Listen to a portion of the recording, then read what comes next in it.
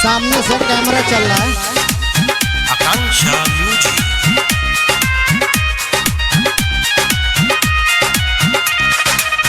करके तो चल गए झट से गवानवा, याद तुझे होता है छोटका सजनवा, याद तुझे तो होता है छोटका सजनवा। करके तो चल गए झट से गवानवा, याद तुझे होता है छोटका सजनवा। नहीं ऐसी वैसी तेरी ऐसी की तैसी, मैं नहीं ऐसी वैसी तेरी ऐसी की तैसी, क्या मांगू समझ लीजिए। अरे यादव जी को सैया बना लीजिए, है असट जमे पर काम चला लीजिए।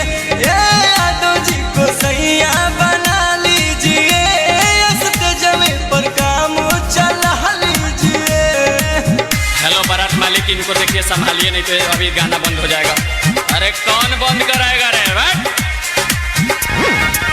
पिया विजेंदर की मैं हूँ दीवानी, जानता हूँ पूजा तेरी क्या है परेशानी, जानता हूँ पूजा तेरी क्या है परेशानी।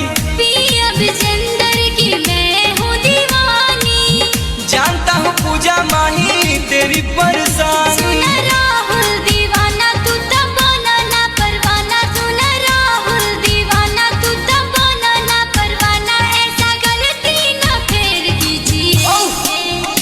अरे यादव जी को सैया बना लीजिए, है असट जमे पर काम चला लीजिए।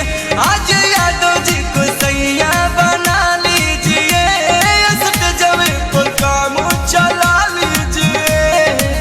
जब से गए मेरे पिया परदेश में, तब से रहती हूँ बगली के भेष में, बगली के भेष में। जब से गए